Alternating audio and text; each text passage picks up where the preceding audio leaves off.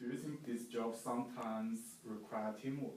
Always. Always. Put it this way, so one of my jobs at Pfizer, the best times I ever had, this is a good job here, but the best technical job where I felt like as if I was working with a switched on group of people, we were a bunch of people who basically would go outside, have a cigarette, and then we'd sit there and throw ideas at each other. Because at the end of the day, you'll think of something, but you'll always forget minute details. And it's up to other people to be able to go, oh, but what about this? Oh, but what about this?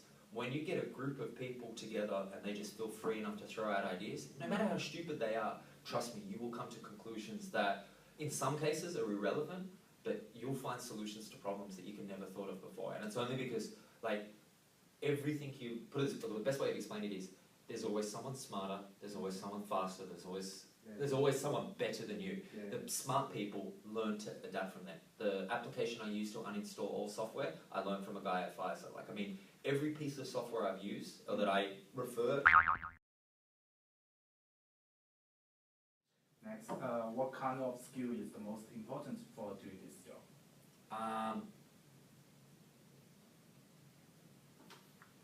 I would say listening, but that's not really. Listen. But even then, it's not, because you don't listen to half the shit they say. Like, but it's not even. It's more. I'd say absorbing, because okay, so they'll talk, and that's one part of it.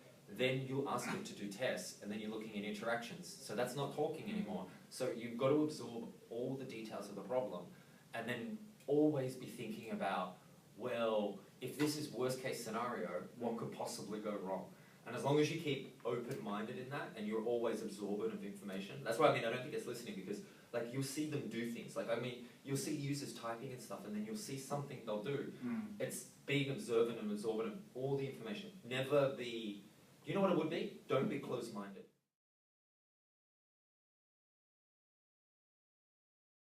Communication skill is essential beside technical skill and... Like, you've got to be able to communicate what you're doing, and I mean, in a lot of cases, that is dumbing it down. Like, I mean, they speak a completely different language to us, and being able to... Analogies are your goal. Whatever you... Like, I mean, it's good here because we work for a transport company, so when I'm explaining mail and problems with mail, I just change the word email to container.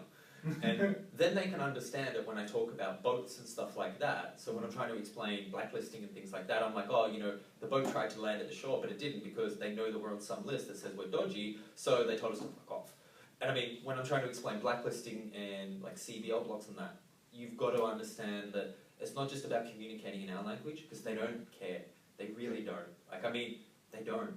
Like, as much as you think you can explain, like, look, this is a mouse, if you just keep it clean, it will work. They don't care, like, at all.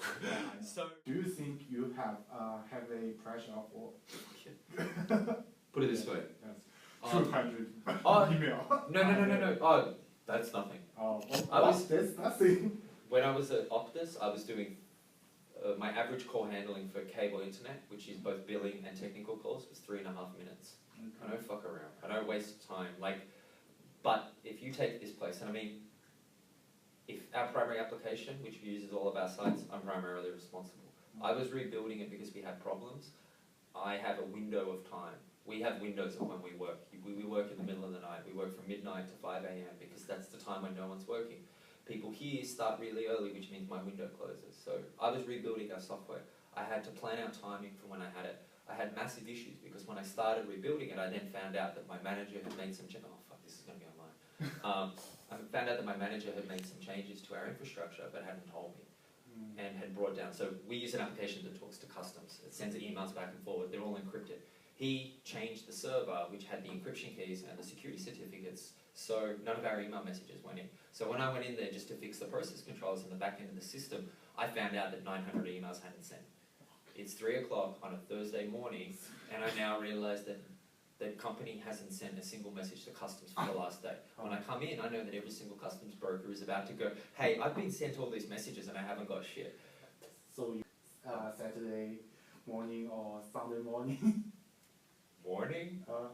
You mean the night that just keeps going? Like, I mean, I work all the time. Like, I mean, I always have my phone on me. It is always available. Like, I mean, most times, some companies are great and you won't have the issue. You can plan for stuff and you can avoid most stuff. At the end of the day, we're always responsible because we're the ones that keep them going. So if they're working, we're working.